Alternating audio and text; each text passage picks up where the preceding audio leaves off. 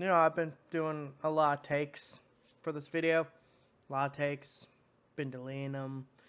Mostly because I don't know how to talk about this subject without sounding repetitive as hell. So I'm just going to say Spider Man 2 is a bit woke. But I don't think that's a bad thing. In fact, I think it's actually a good thing. So, Spider Man 2 is one of my favorite games this year. And there are some parts in this game that are a little bit woke. And when I say this, I am not saying this as a bad thing. I am saying that these are progressive things. I'm saying these are actually good things. For example, of course, Haley. Haley is a African American young woman who is deaf. And in one side quest, you do have to play as her. And a little attention to detail I really like is the fact you barely hear anything because that's what a deaf person experiences. And I know some people don't like her. I personally am kind of indifferent. I could take it or leave it. She's fine. I think she's kind of cool because, blind, not blind, sorry, deaf representation. I think that's a good thing, especially, our society where deaf people tend to kind of get ignored. It's nice to see someone in a video game be deaf and, be a positive force, an actual decent person. Also, she's a very talented artist. Second thing I want to address Mary Jane. Now, I already did a video talking about this and how I said the people out there just need to go out, complain about this, need to go outside and touch some grass. So I'm not going to say that much more outside of, yes, she is different looking, but I blame that more on the progression of technology than actually intentionally making her quote unquote less desirable. I think she looks fine in certain scenes. I think that she looks great in certain scenes, and there's certain scenes where she doesn't look her best. So, boo-hoo. Yes, a fictional character doesn't look, fabbable 100% through the video. Oh my, video game. Oh my God, how terrible. There's a side quest where you help one of Miles's freaking schoolmates, ask his boyfriend out to dance. That seems relatively harmless. I don't know why people have a problem with gay people.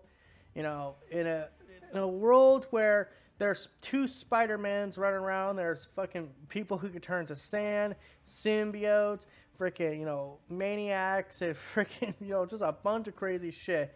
It's a crazy thing two dudes look at each other and say, hey, looking kind of cute. We'll go to the dance. Like, is that really that's bad? Like, listen, this whole wokeness thing, the problem for me is when it's forced upon us. When they take a character that is established to be one way and they change it. For example, Superman. If they change Superman from being white to black, that's not so much, a problem for me. It's when they make him the same character as he was, in the first place. So it's like, why change the color of his skin to begin with? It just feels like one of those moves that's made for, brownie points. And I feel like if Spider-Man is, I guess if I was to put this on a scale, it's relatively harmless. But then, of course, there are the people out there who have a problem with Insomniac has said, going forward, Miles Morales will be the main Spider-Man of the Insomniac verse. That's what we're calling it right now because Wolverine's confirmed to be a part of this universe. And I don't have any problems with that whatsoever. Especially after playing Miles Morales and Spider-Man 2. I feel like Miles is a great Spider-Man.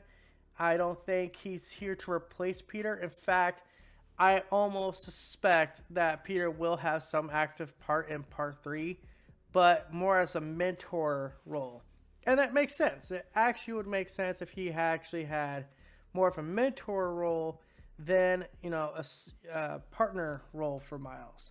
Miles will still be the body, but Peter could be the brains. That's a pretty cool idea in my opinion. And of course, they also hinted at Silk potentially being in this universe, which is a character very few people know about.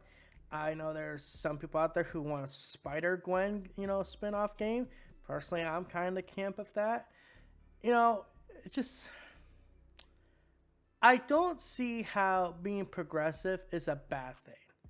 When we include everyone in a video game, I don't see how that's a bad thing. It just means there's more people have more stories to tell, or it could give you, a better perspective on how things are. There's literally entire departments in video games that will say, "Hey, man, whoa, you're putting that symbol with this character. Just so you know, that symbol actually would be offensive to this person." There's entire departments about Jeff Keighley, not Jeff Keighley. David Jaffe talked about it, like when he was making his what was that game, Drawn to Death, and he talked about how there was this whole department that was like, well, if she's from this tribe and they went to war with this tribe, you might want to check your symbols and stuff, just in case. I don't think there's any wrong with being at least a bit socially aware. Okay? I don't think that there's a problem with having people of different colors, people of different disabilities in video games. I don't think there's a problem with characters not looking the most desirable all the time. I feel like this whole discussion has gone out of hand because a lot of people out there don't like their preconceived, can you tell I don't fucking rehearse this shit? Preconceived, whatever. They're basically what their idea is. Their ideal, Spider-Man is. They don't want anything to change. They want things to be exactly the way as they remember. And I think that's ridiculous. I think what makes our society great is change. I don't think change is either good or bad. I think change is something that can be both negative and positive. And I just find it ridiculous in a fucking video game where you're playing as a guy crawling up fucking walls, finding an alien from space that's made out of goo, that the deal breaker for a lot of people, the immersion break-in is a death check. Like, so in the Spider-Man world, it's just supposed to be perfect. No one's born with disabilities. No black people. It's all white people. Just, so fucked up, dude. And I know I'm ranting and rambling, but this whole thing just kind of pissing me off. And honestly, I feel like at this point, as a society, we should be allowed to have, people of different color, different disabilities in the world of fucking video games. It's quite a shocker.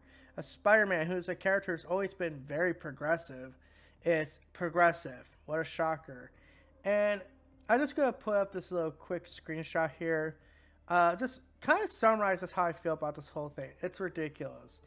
And honestly, I feel like all you guys who are sitting there complaining about this shit, I don't feel like you were real fans to begin with. I feel like a lot of you are sitting there, trying to poke.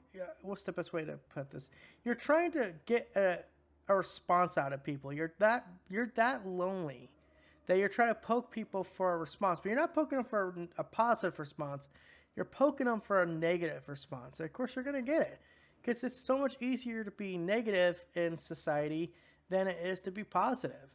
So from now on, whenever you say Miles Morales is Miles Morales, what you're really saying is you don't want things to change. You want Miles to be a side character, not the main character. And I could not disagree with that more. I think Miles Morales is a great character, especially the Insomniac version. And honestly, at this point, I got nothing to say to you. So until next time, guys, this is That PlayStation Gamer signing out. Hoping y'all have a good day. Don't forget to like, comment, subscribe, and all that YouTube rather than BS. Peace out, and have a good day. Bye.